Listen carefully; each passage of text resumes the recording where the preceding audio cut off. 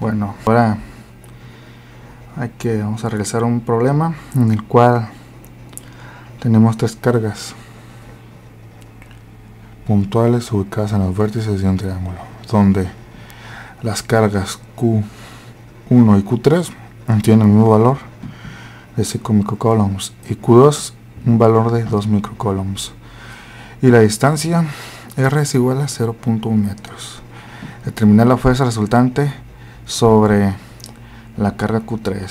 Bueno, para realizar este problema, pues se realiza con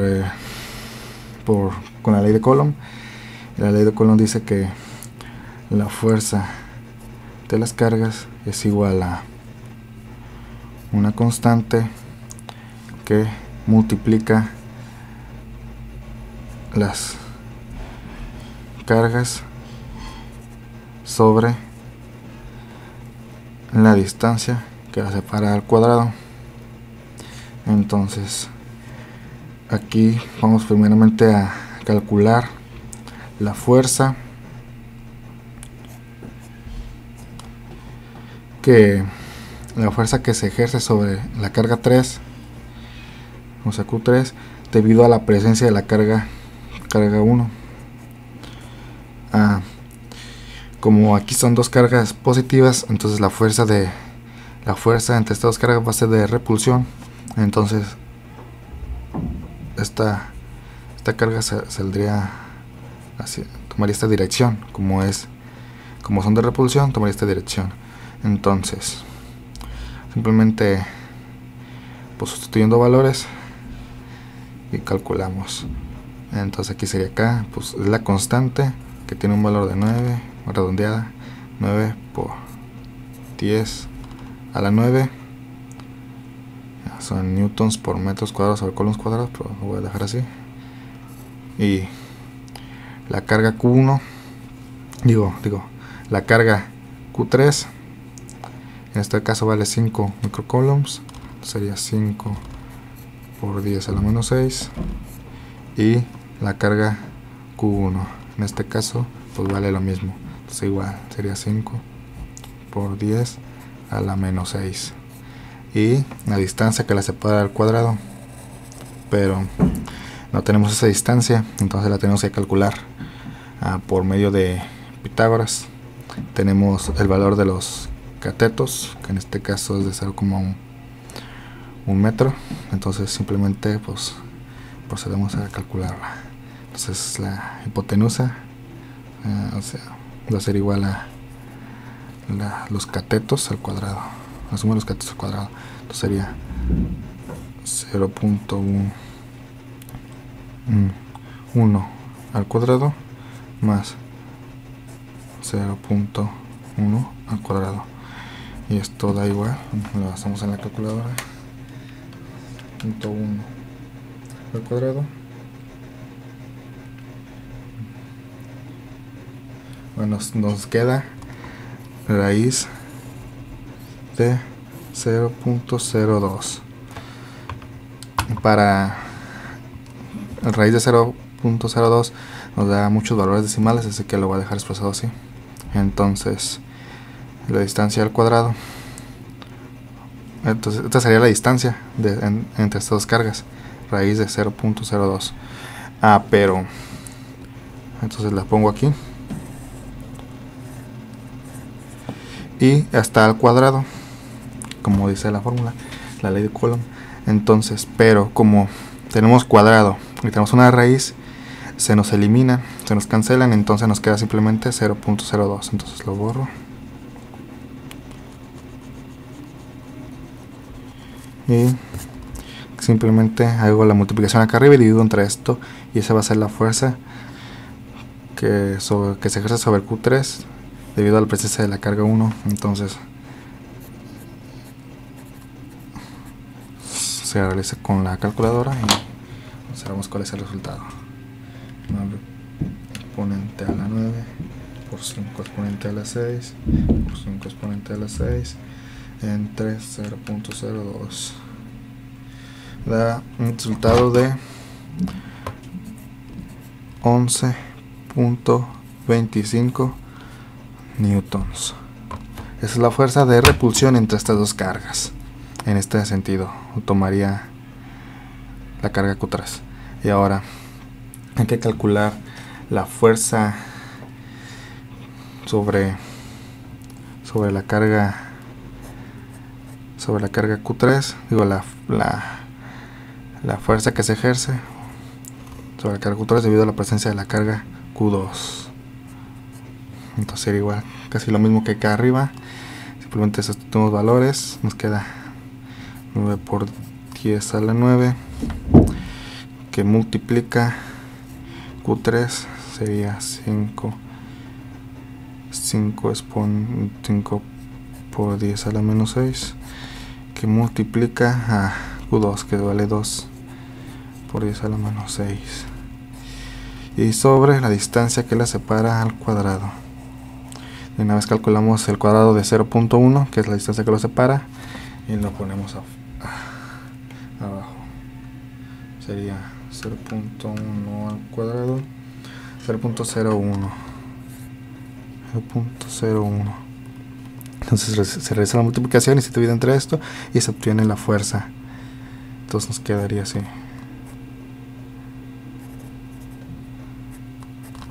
Vamos a hacer el cálculo con la calculadora. Nos queda 9 exponente a la 9 por 5 exponente a la menos 6 por 2 exponente a la menos 6 entre 0.01, y da un valor de 9 newtons. Y esa sería la fuerza de atracción entre estas dos cargas, 9 newtons. Bueno, esta sería la fuerza de repulsión entre Q1 y Q3, y esta sería la fuerza de atracción entre Q2 y Q3. Y bueno, ahora para calcular la fuerza que se ejerce sobre Q3 de estas dos cargas, vamos a hacer de la siguiente forma. Vamos a suponer que este es el origen del eje de coordenadas. Aquí tenemos el eje Y, acá tenemos el eje X, y acá tenemos el eje de los X negativos. Entonces simplemente lo que hacemos es para obtener la fuerza que se aplica sobre el eje X, o sea, la fuerza, pues sí, en el eje X va a ser igual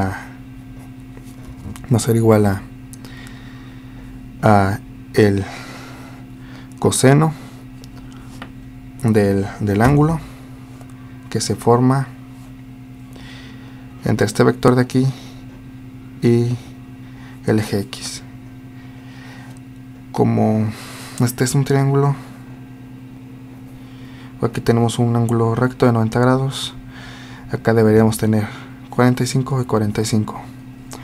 Entonces si aquí son 45, acá también debe ser 45. Entonces calculamos el coseno de 45 grados. El coseno de 45 grados, que multiplica la magnitud, en este caso, que tiene este valor de 11.25 newtons.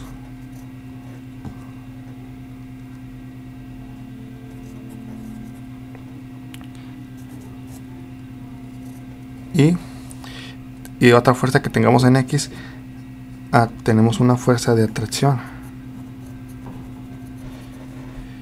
Sí, es cierto. Que en este caso es de 9 newtons. Entonces, como esta fuerza está en el eje negativo de los X, sería negativa. Entonces sería menos 9 newtons. Y simplemente procedemos a calcular coseno de 45 por esto, menos 9 newtons. Lo hacemos en la calculadora y nos queda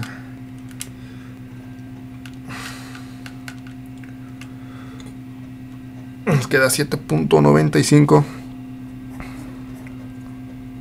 redondeándolo a 2 en 2 decimales, menos 9 newtons.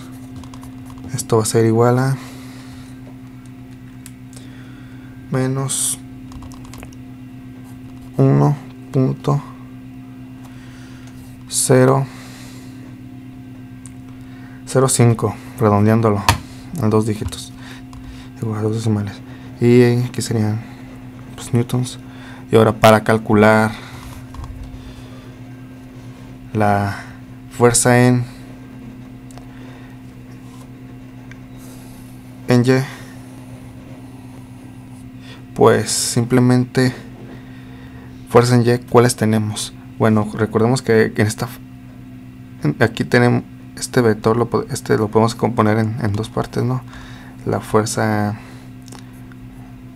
una fuerza en X y una fuerza en Y, este vector. Aquí ya calculamos la fuerza en X de este vector y nos dio como resultado 7.95. Y ahora vamos a calcular la fuerza en Y de este vector. Para calcularlo sería el seno de la magnitud. Entonces sería el seno de 11.25 al seno de los ángulos que forma, que en este caso son 45. Entonces sería, voy a poner acá, la fuerza en Y va a ser igual a el seno de 45 grados que multiplica la magnitud.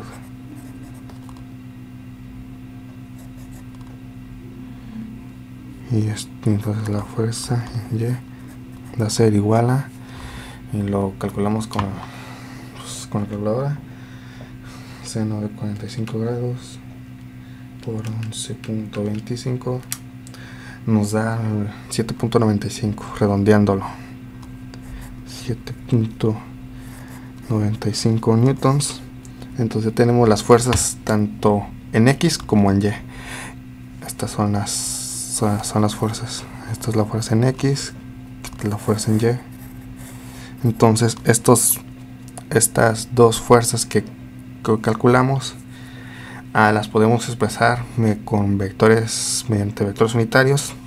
Entonces nos quedaría que la fuerza sobre la carga Q3 es igual a menos 1.05 y más 7.95 J, y como son newtons los ponemos acá afuera, y así quedaría expresado con vectores unitarios. Y este sería el resultado pues al problema que nos pedían aquí. Estas son las magnitudes, ¿no? Y aquí ya lo representamos mediante vectores unitarios, y ese pues sería el resultado al problema que nos pedían.